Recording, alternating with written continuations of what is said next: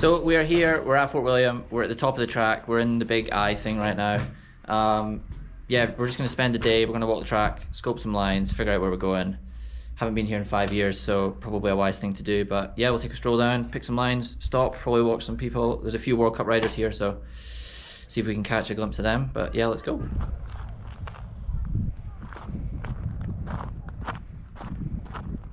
So the top section of this hill, or the World Cup track, is pretty straightforward, but it can definitely catch you out. We're just coming up to the section right now where, if you saw Aaron Gwynn on his race run, I think a couple years ago, or maybe last year, he had a pretty nasty crash. And it, like, I don't know what he did, but theory apparently is he came along this boardwalk and caught his wheel or something on this rock, and then he went, see ya, over this berm. Pretty gnarly.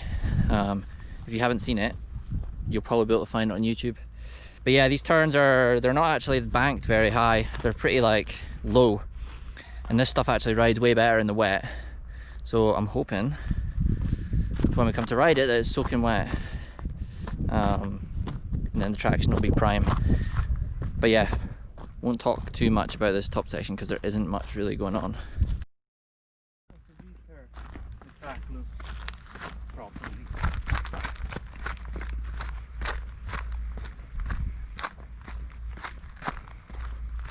Dude, this looks smooth.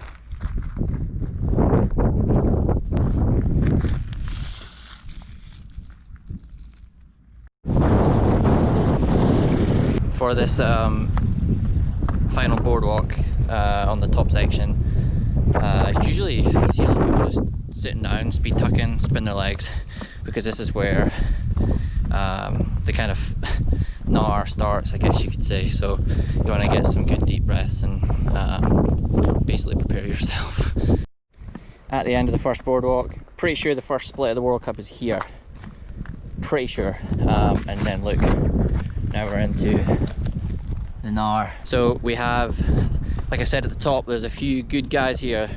I guess they're getting prepping for the World Cup starting at some point. So I'm at the rock section now, so hopefully we can get some clips of them, see how the track's riding.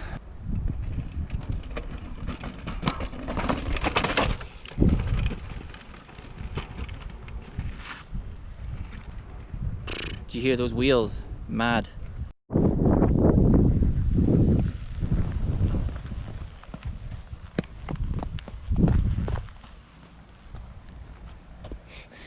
It's rough, eh? Probably go left so they're not going middle and squaring up that turn. Cheeky little hop over the inside. Oui? No. Oui? Oui. Oui, oui. The French line. Pierre approves. Here. Not there. Here. So yeah, the plan is if I can go there where my finger is, saves me doing a big S bend. Then it's straighter for this whole switchback straight. Been probably, yeah, it's been like 5 years since I last raced here at the World Cup, so it's, like I said, cool to come back. It's changed a little bit, but then most of it's pretty much the same. It's in good condition right now, but it hasn't been rode in like months, obviously, because of everything that's been going on. Yes, boys.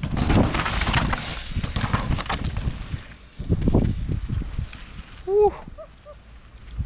So that's Charlie Hatton and Joe Breeden, I believe. Like I said, they're obviously getting in some testing or solid riding before the World Cup. Absolutely hauling. Pretty cool watching two riders go down, like stay the same gap.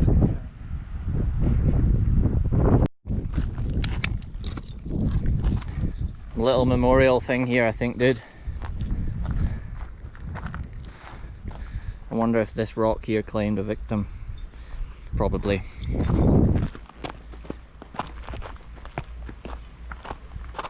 Couple super nice smooth berms. Try and catch your breath for a second. I want to open this turn up so you can see people have been going right in that rut and opening up. It's like the little things, the little adjustments you can make on a track like this that makes it easier for yourself and less taxing on your body is definitely the way forward. So open up turns, smoother lines, that's what it's all about here. So we're searching for those. Yes! Fair play, kid. And the other one. Yep. Dirty square edge rock there, right on the entrance to a turn that you need to carry speed out of. You can avoid it, it does make the difference in the long run as you go down the trail, so got to keep those things noted. Coming into another key kind of feature on this track, big slab section, a lot going on, got to be light on your bike, a lot of sharp rocks that can ping you off, as you can see in there, there.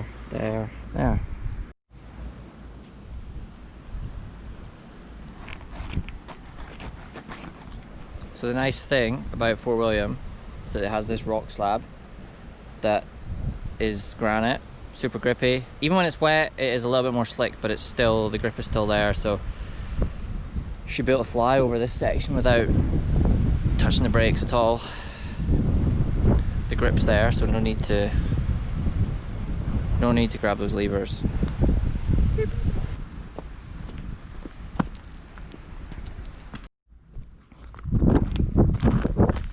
3 drops here.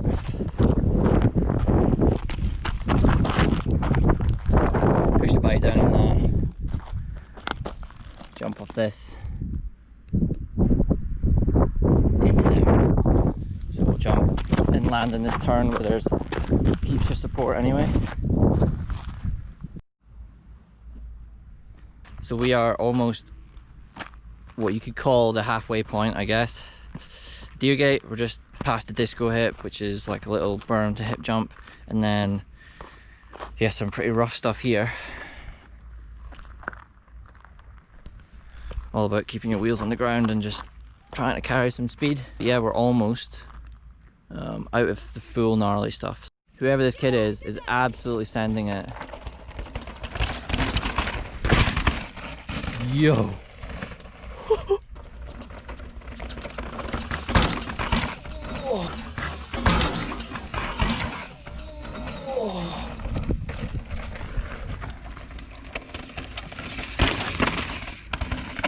So when I said this section was gnarly and rough, I was not joking. You just saw those kids bounce through, like literally bounced through the section.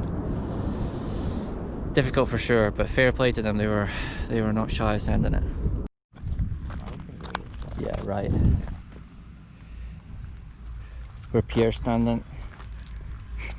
And then we're at the halfway point.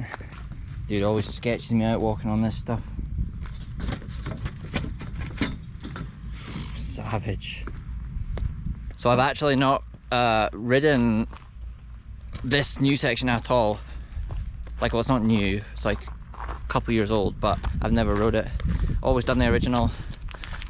So yeah, we'll go down and scope it out. A couple big jumps, so we'll see. This is where the Enduro bike's going to come in hand for 3 seconds. Inside or outside? Probably inside. So we're on the new section, or not the new section, but the part I've never rode. Look at this slab rock. And like down there, you can't really see it fully, but there's a step down. Go and check that out. But I think guys go, yeah, where Tudor is, and then off the rock on the inside. Step down. The World Cup guys, some of them were jumping from here down to that slab, or landing here, keeping it smooth. I think the right line is not really an option if you're trying to go for speed, but I'm gonna try probably both on first couple runs down the hill. Got to experiment and see what line works and what the bike's really capable of. Woo. Joe Barnes, Lachlan Blair. If you can stand up wide, try and fit through here. It's a complete straight shoot line. That looks a little bit terrible. So I've not actually seen this jump in person, and the GoPro isn't going to do it any justice, but it is huge. From here to there. Yo! That was sick!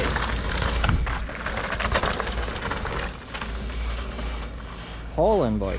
So we are entering the wood section, and as I'm sure most of you have seen, this section was pretty much just straight up mud, and then over the years they've piled heaps of rock in and basically paved it, so it's way more straightforward now, but still difficult of course. But cool to see it in person. Like I said, I've never seen this section, so looks slick today though, like plenty of roots and shiny rocks.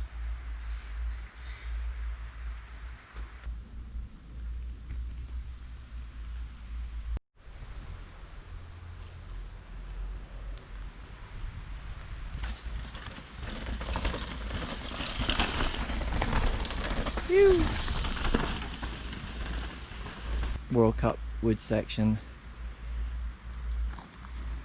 All the mud being dragged onto the rocks here. So we're probably not going to get the full wood section in, but we're going to get, I guess, like part of it, and then I think we're probably not going to be able to do the big drop across the road, but I think going around it is obviously slower.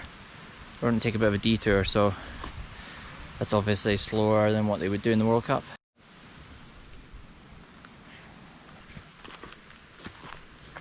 Wide. So normally the World Cup dudes would send it over this piece,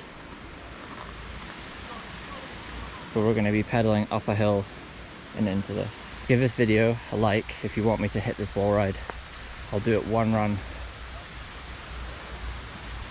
Absolute beast of a wall ride. Should I hit it? Pierre says I should hit it. One run.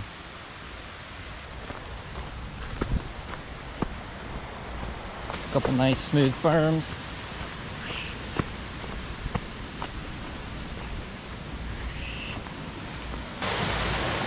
Don't stand on the hoofer, mate.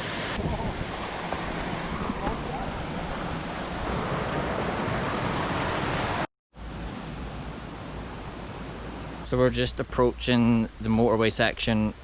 We're on a section of trail that in the World Cup can like almost seem to decide like the race and what positions people come in. I think because it's so flat and people just have different techniques for carrying speed and doing all that sort of stuff, that some people can just make up heaps of time.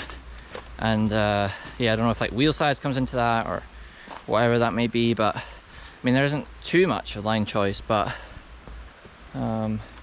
yeah, it's an interesting section to think about, and it's the last opportunity you'll get to get a real deep breath and get into the right gear that you need for the final push towards the finish. Just at the motorway, as you can see behind me, big old jumps.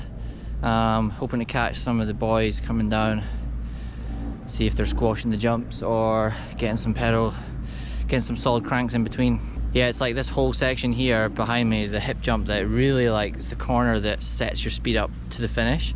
So it's so important not to stall in that. So yeah, we'll see how the guys get on with it.